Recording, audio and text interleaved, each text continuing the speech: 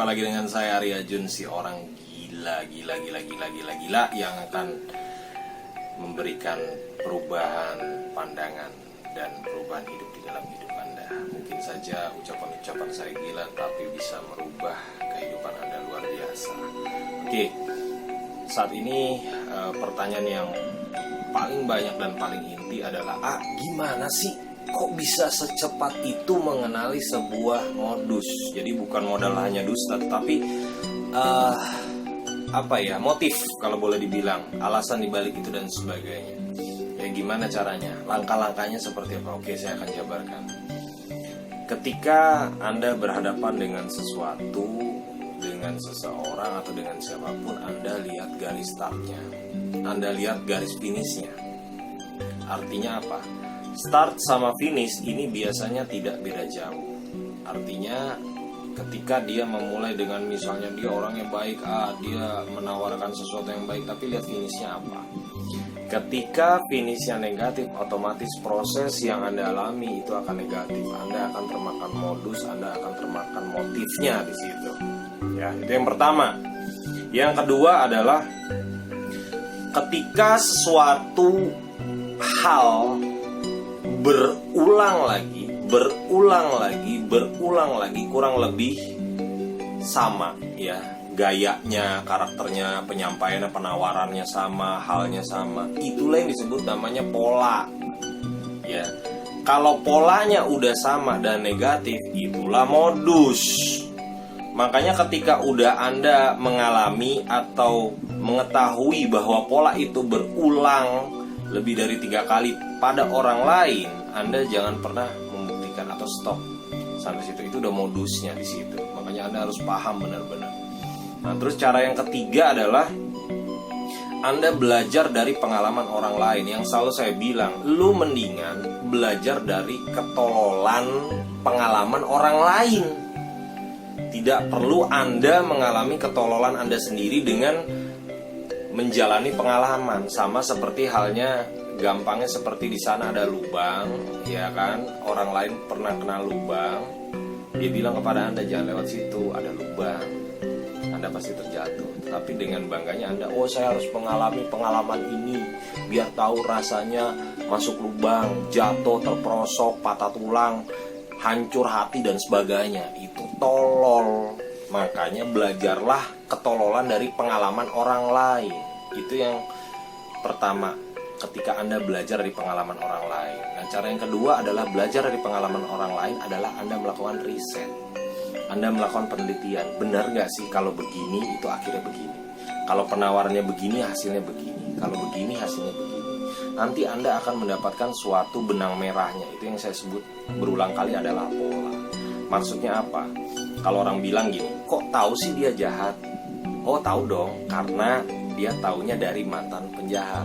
Tahu trik-triknya penjahat, ya kan? Kok tahu sih dia bajingan? Karena kita ngobrol, ya kan, ngobrol-ngobrol, tiba-tiba dia tahu, itu modusnya pasti begini, ini begini, karena udah tahu ini dari seorang bajingan, pasti modusnya kurang lebih sama seperti itu, ya. Dan Anda kalau misalnya tidak percaya, buktikan artinya Anda cari tahu dulu sama orang lain gimana dan sebagainya. Pancing aja dengan omongan dulu. Pancing aja dengan omongan. Anda bisa tahu arah pikirannya, arah hatinya dan sebagainya.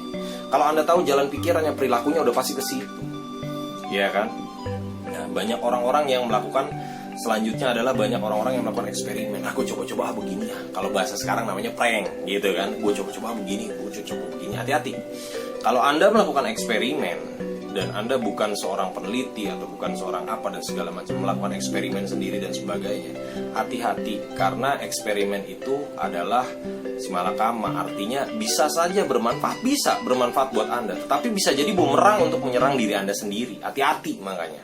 Ya, makanya saya pribadi itu kurang suka dengan prank-prank dan segala macam lah. Untuk membuktikan iya, tetapi dengan eksperimen hati-hati, itu bisa menjadi bumerang untuk menyerang diri Anda sendiri. Ya. Nah, selanjutnya adalah waktu Anda untuk mengetahui sebuah modus, ya. Anda memprediksi, ya, bukan langsung tepat. Presisi itu adalah ketepatan, itu hanya milik Tuhan. Tapi prediksi itu kurang lebih, ya katakanlah 99% lah atau 90% lah. Ya, kan, karena kesempurnaan milik Tuhan. Nah, nanti waktu yang akan membuktikan bener nggak sih, gitu loh, dari hasil riset, dari ucapan segala macam, oh dia begini, itu ada buktinya, bener nggak sih? Ternyata terbukti di situ waktunya, ya kan. Tetapi jangan Anda ulangi lagi selanjutnya, karena kenapa? Bisa jadi ini menjadi karakternya, si pemodus ini menjadi karakternya. Oh, ada yang modusnya halus, ada yang modusnya psikopat, ada yang modusnya sosiopat, ada modusnya menjadi orang-orang yang baik, menjadi orang-orang yang pura-pura penolong, munafik dan sebagainya. Hati-hati. Nah, sebagai yang terakhir adalah untuk Anda terhindar dari modus, memahami modus. Satu kata kunci dari saya adalah tolol jangan dipiara. Kenapa? Udah tahu ada hal-hal negatif, tapi Anda pengen membuktikan hal itu secara real. Itu namanya tolol dipiara. Ini Anda piara kambing, piara sapi, piara ikan, piara investasi uang dan sebagainya. Ya, itu saran dari saya. Semoga Anda terhindar dari modus, memahami modus, dan bisa mencegah modus. Kenapa? Lebih baik Anda sakit hati dengan saya sekarang daripada Anda digoblokin seumur hidup. Anda terkena modus, Anda diperdaya, Anda dimanfaatkan, sehingga pada saat Anda nanti sudah lama, sudah mau meninggal dan sebagainya, baru tahu, oh ternyata saya ditipu oleh orang terdekat saya, oleh orang ini dan sebagainya. Udah menyesal buat apaan, ya kan?